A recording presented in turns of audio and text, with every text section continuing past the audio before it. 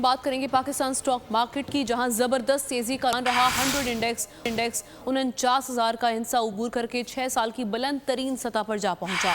2017 को stock market 49,000 की सतह पर थी।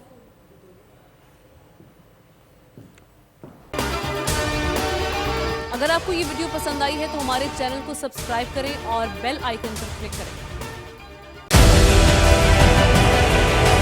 डिजिटल लोन स्कैम, आवाम को कर्जों के जाल में फंसाकर लूटने वाले भेड़िए बेनकाब। बोल की काविशें बाराबर साबित हो गईं। ऑनलाइन कर्ज माफिया के गिर्द घेरा तंग हो गया है। बोल ने दिया अपने आवाम का साथ, उठाई इस स्कैम के खिलाफ आवाज। बोल की डिजिटल लोन स्कैम के खिलाफ आगाही मुहिम की सबसे बड़ी ट्रांसमिशन 59% आवाम ने देखी अपनी स्क्रीन पर, क्योंकि बोल है पाकिस्तान का नंबर 1 न्यूज चैनल। सब्सक्राइब करें और बेल दबाएं ताकि कोई खबर रह न जाए।